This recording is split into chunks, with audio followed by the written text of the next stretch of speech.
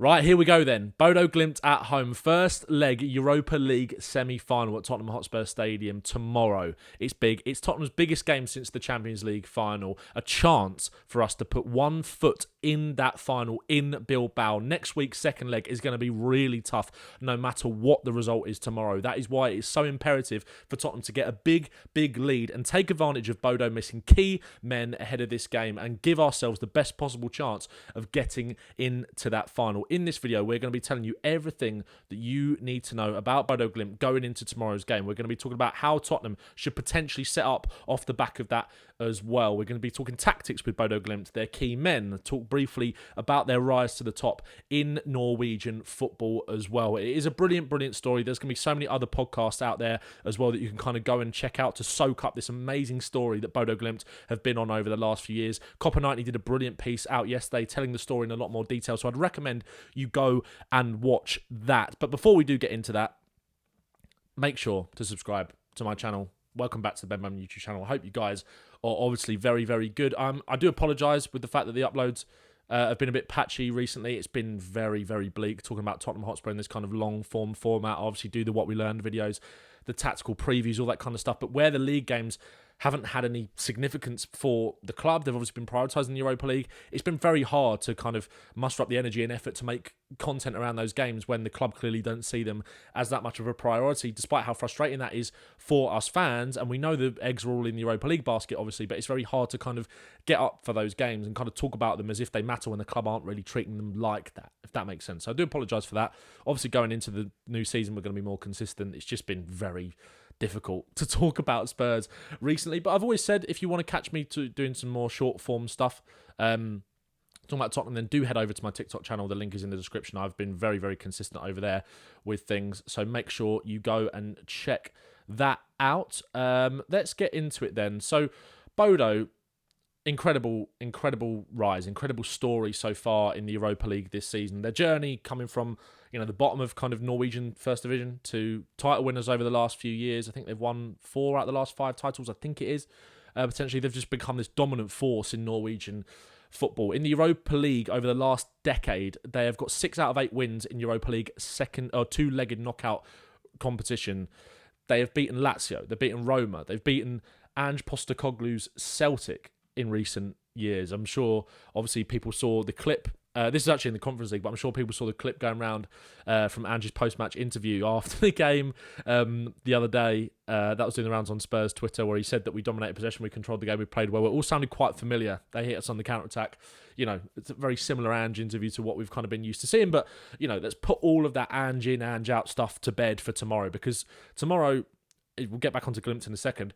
Tomorrow is about having that unity. It's about making Tottenham Hotspur Stadium a cauldron. It's about making the players feel that love and support that, have made it hard for them to kind of deserve over the last few months with the performances. But the Europa League is there to be won, and we need to make sure that we go and do that to rescue and save this season. It's been an absolute disaster up until this point, but there was a chance here. And before we get back onto Glimt, and I don't want to jump all over the place, but wear white, bring the noise tomorrow. Spurs song sheet, Return of the Shelf, and THFC Flags have done a brilliant job of kind of organising and drumming up support, or drumming up, noise before this game. Obviously, I think there's a big meet up in the South Stand Square before the game at 6:45 tomorrow. So if you do want to make the atmosphere really good, make sure you go down there and let's make it a brilliant atmosphere and a night to remember. Yeah, Celtic, obviously they've beaten Celtic in the Europa League this season.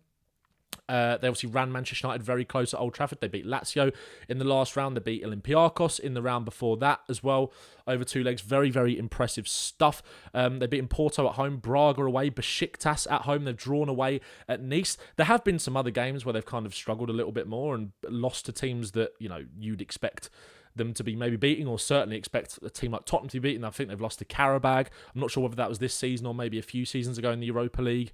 But they've lost to teams as well that they've had some amazing results, but they've also lost to teams of lesser quality. So, Spurs should 100% be wary and scared of this Bodo Glimt team because of the giants that they've kind of struck down of European football over the course of the last few seasons, especially this season on the deep run into the Europa League semi-final.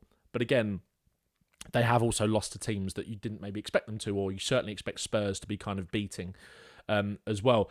It's been an amazing kind of journey with Bodo Glimt.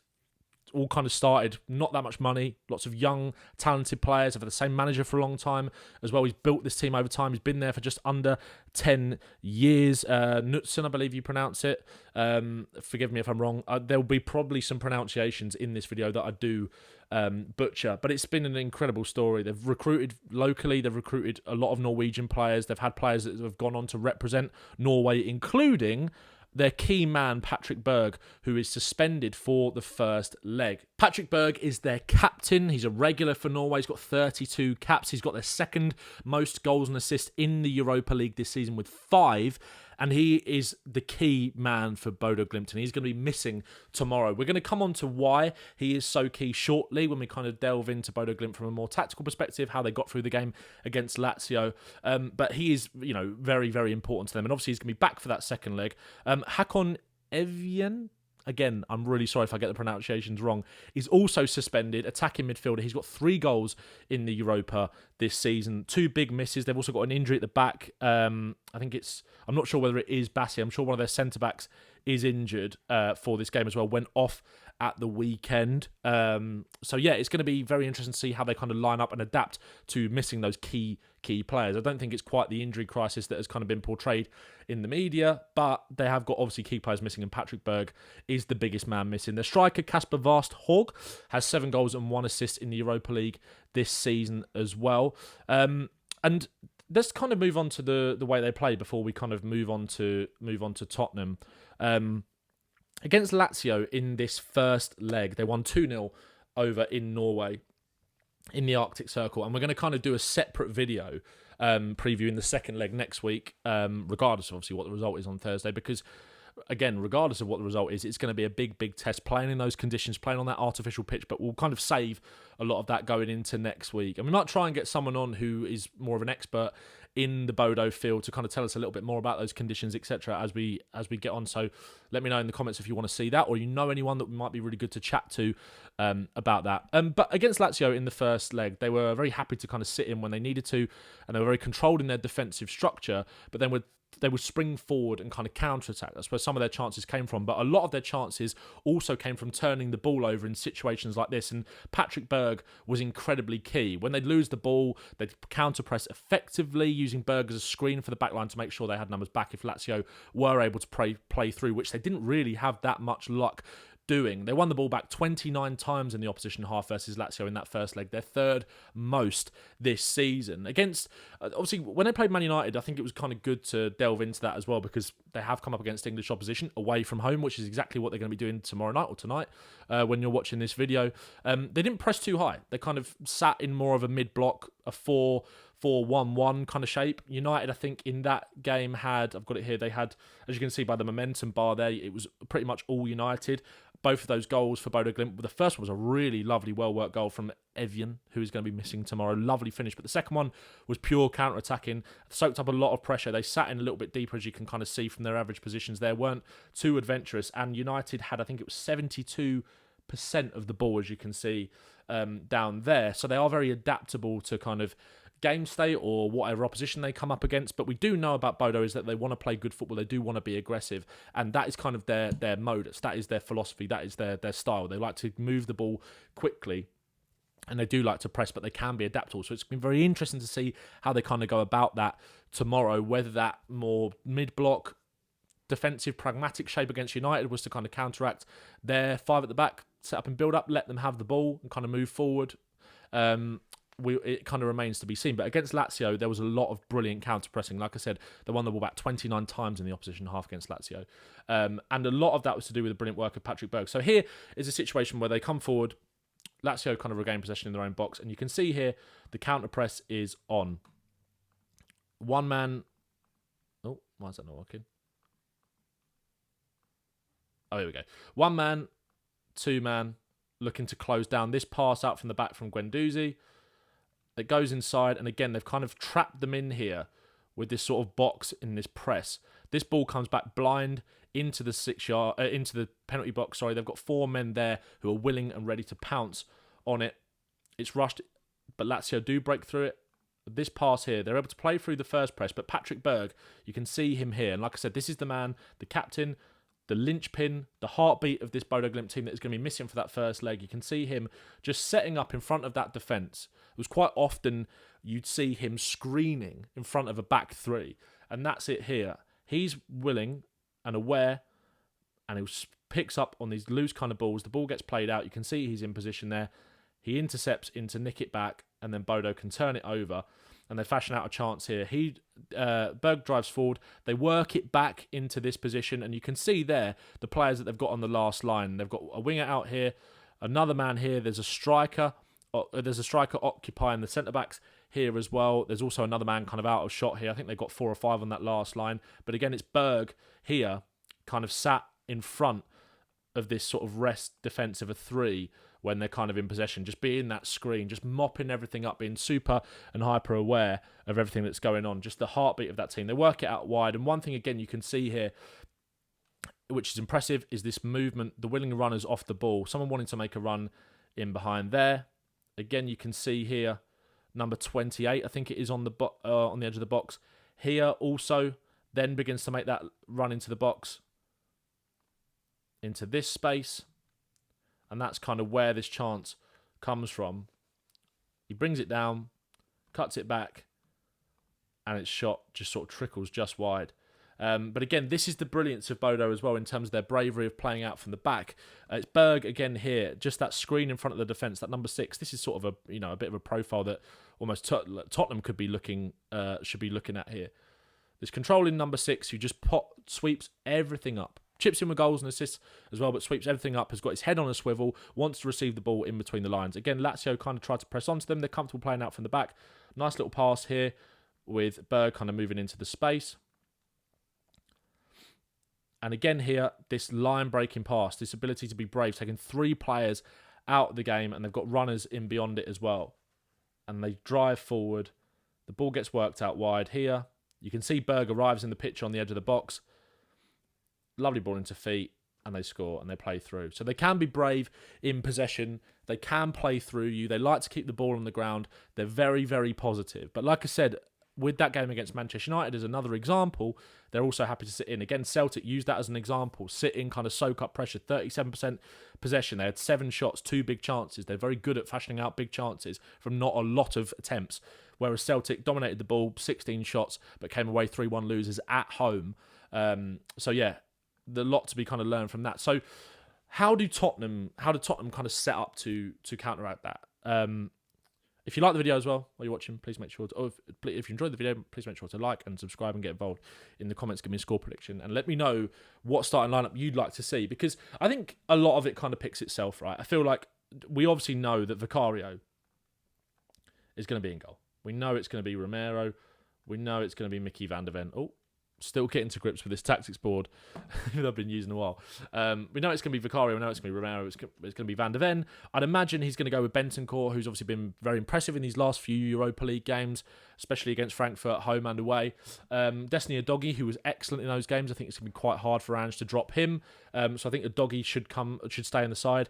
And then again, I think it's, for me, I would probably go with Pedro Porro over Jed Spence. Obviously, if they are going to kind of sit in that little bit more, I do think having Porro in this game just for that little bit of creativity, being a little bit braver. We saw it in Frankfurt, his ability to kind of, or against Frankfurt in the home leg, his ability to arrive late in the box and score. And again, getting crosses into the box if they are a little bit more settled is going to help us. We saw that against Nottingham Forest. Porro's brilliant delivery in that game. Obviously, Tell's a delivery from out wide, Odebear's delivery from out wide as well is going to be crucial. And that is why I would potentially lean towards Tell and Odebear, because I think Odebear certainly, in a game like this, if they are going to sit in that little bit more, first leg of a semi-final away from home, they don't want to get, if they know if they can kind of hunker in and hold in a little bit and keep their shape and take even a draw back to Bodo next week, they are going to really fancy themselves. So it'd be interesting to see what their game plan is, but I wouldn't be surprised if they are slightly more defensive, like we saw against Manchester United. Press when the moment is right, rather than kind of doing it all the time, rather than having this massive focus on counter-pressing, kind of sitting that little bit deeper. There is evidence of that in the Europa League this season against English sides. So Odebear's trickery and his 1v1 ability to create space, get crosses into the box, I think is going to be important. But where does this leave Dan Kulusevski? Because when I tweeted out earlier, and I was kind of like, when the news dropped that Son was going to be missing, when he was injured, when it was confirmed that he was going to miss the game through the injury that kept him out of the Frankfurt game, and the game since that up until this point, I kind of straight away, after the performance against Nottingham Forest, I kind of went straight away, Tell and Odegaard. But because Kulusevski's kind of been out and obviously hasn't been playing as much recently, it kind of just slipped my mind a little bit about him. So where do you fit Dejan Kulusevski in? Do you put Tell on the bench and play Kulusevski out here and play Odegaard out on the left? Because I think that's probably more likely, unless he leaves Odegaard on the bench and goes with Kulusevski and Tell. One way or another, I think Dejan Kulusevski is going to play. But one thing that I'd be very interested to see with Ange tomorrow is if he does break up this midfield that has been pretty good for him in the Europa League, and seems like it's his... Oh, these lines are going all over the place. I'm so sorry. This midfield of Bentancur, Bergvall and Maddison as obviously kind of the midfield that he trusts in. That's what he probably sees now as his best midfield. Obviously, Bentancur completely rested on Sunday against Liverpool. Maddison started, Bergvall started, obviously Gray started in there. Kulusevski came off the bench, which probably indicates that Kulusevski is going to start tomorrow. But will that be a midfield? Or will it be Bergvall, Bentancur and Maddison? Because like I said, that is the midfield that he likes. Maddison did the press conference today. I know that doesn't necessarily mean anything, but you feel like he's probably going to play. I feel like it might be this, and he leaves Odegaard on the bench as those kind of fresh legs to come on and run at Bodo Glimt time after time and kind of create that separation and beat men and commit them. But I do think Odegaard from the start might be the way to go. And then you take someone like James Maddison out and put Kulusevski in there. The only risk of that is obviously you're losing that kind of creativity and that ability to keep the ball, retain possession, retain pressure against a team that might sit in. So it's a really difficult one in terms of getting that balance right in terms of the wing pairing tomorrow and how that affects the midfield. I think I would probably lean towards maybe starting Tell on the left, Kulusevski on the right. But again, I do really like the idea of playing Odegaard from the beginning and having someone that wants to pick up the ball, drive. I thought Odegaard was really impressive against Forest last week, and I know we're obviously not talking about the Liverpool game that much, but Odegaard, I mean, I'll be honest with you, full disclosure, guys, I watched the first half of the Liverpool game on Sunday, but I was out watching and supporting a friend running the marathon, and when it went to 3-1 at half-time, we left the pub to go back and support them, so I didn't watch the second half. I'm not sure if Odegaard actually came on. I feel like he maybe came on near the end of the game, so maybe he was keeping him fresh. Obviously, Tell did start.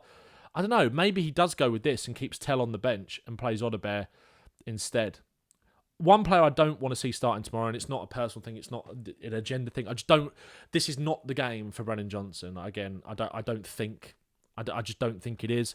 In these kind of games, if we assume that they're going to sit in a little bit deeper and kind of soak up a bit of pressure and take a result back to Bodo next week, I don't think it's the game for Johnson. I really don't. I think we Spurs need to go and be on the front foot and have players that are willing to take their man on, be brave, create chances, because it's going to be really tough for us next week. So I would probably...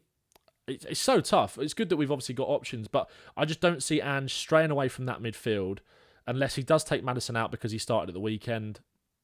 Although Maddison did Maddison come off at half-time? Maybe for Kulusevski, that might have happened. Again, not 100% sure. I wasn't fully dialed into the Liverpool game. But we shall see anyway. I have a feeling that he will go...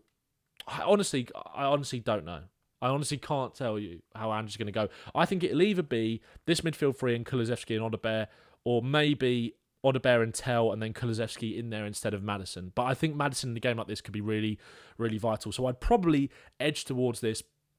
But then again, Tell or Odegaard, for me, I really wouldn't mind who starts out on that left-hand side.